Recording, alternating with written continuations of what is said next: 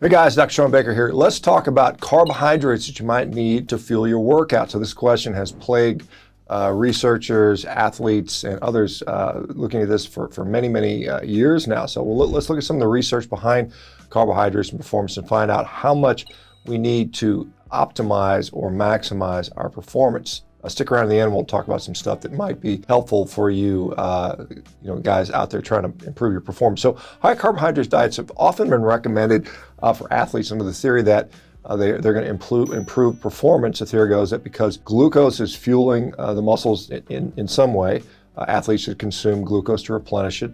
Their glycogen restores to improve performance if they're strength training and trying to build muscle or other kinds of performances. Now, how many carbs have been shown to improve lifting performance? Well, in a recent review of the literature, researchers found that carbs actually weren't as crucial as previously presumed. Now, 15 studies looking at long-term changes in strength or performance, looking at high versus low carbohydrate states showed really, not much difference at all. Acutely higher carb supplementation did not improve performance in at least 13 of the studies. Now, 3 studies showed that after glycogen depletion, there was a benefit, but most of the studies, again, did not show that. And none of those studies looked at, a high carb glycogen repletion athlete versus, say, a meat-based low carbohydrate athlete. We just don't have those studies to show that. Any of the benefits looking at carbohydrate tend to occur at the higher volumes. And so if you do more than, say, 11 sets per muscle group, which is an incredibly high volume. Most people in their training don't do that much. And in fact, if they do that much, they may end up getting in the realm of overtraining in a lot of cases. The exception would be like some very high-level bodybuilders where they'll do higher volume than that. So you don't actually need carbohydrates to perform. I can guarantee that I've been doing that for years now. And many athletes actually find that their performance is actually better without the addition of carbohydrates for various reasons, perhaps better recovery, less oxidative damage that's occurring. And for whatever the reason, some people see that, particularly in specific activities, and certainly in athletes, like older athletes like myself. I find when I consume the carbohydrates, I just feel more inflamed. It's harder for me to train when I don't feel good. So that's something that is something to take into mind. So let's look at 4 legal performance enhancing drugs that have clearly been shown to be beneficial. So number 1 is creatine. Creatine has been around for many decades now. It's been tested time and time again in numerous studies, and over again it does seem to show a performance benefit. Now, you can buy it in powders and things like that, but remember, you can get quite a bit of it on an animal-based diet. In fact, if you're eating as much steak as I do, and I eat 3 to 4 pounds of steak a day, you get plenty of creatine. You don't need to supplement beyond that. In fact, I generally don't recommend people supplement creatine to a carnivore diet. Now, if you're on a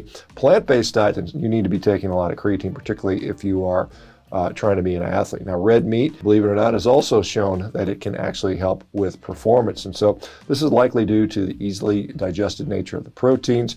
Substances like creatine, collagen, taurine, L-carnitine, and some of the energy-boosting vitamins and minerals such as zinc, vitamin B12, selenium, and B6. Now, salt is another substance which can, in fact, help with exercise performance. It helps us to maintain hydration. Hydration is more than just water. It's water plus electrolytes. So salt can help us to stay hydrated.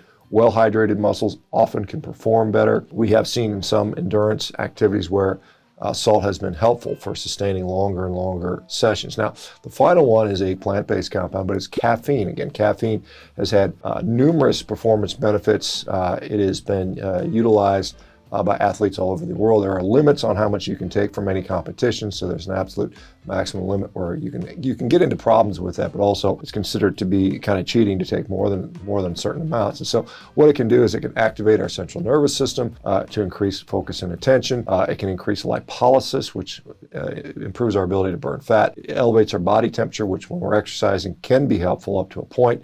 Increases blood flow and can maximize strength and power output. So it's clear that caffeine does have its benefits. All right, so final thoughts on this. So again, I think when we look at performance, we have to look outside the narrow window of maximum output in any one training session. We have to look at the overall training cycle. So if we're training for, say, 6 months to compete in some sort of competition, whether it's a weightlifting event or an endurance event, we have to look at all the training sessions that occur. And if you are in a situation where you feel good all the time, you're able to train frequently at a relatively high intensity, you're going to probably have a cumulative better effect overall. So For those people that utilize a lot of carbohydrates, if they feel really good, but then the next workout they feel kind of beat up and sore, it diminishes the overall effect. And so a lot of athletes thrive on carbohydrates, and if that's you and you want to continue doing that, that's great. There are many athletes that find they actually do better without a lot of carbohydrates, and some with none at all. Myself would be in the latter category. The research clearly shows that muscle building does not require carbohydrates. It requires protein. It requires,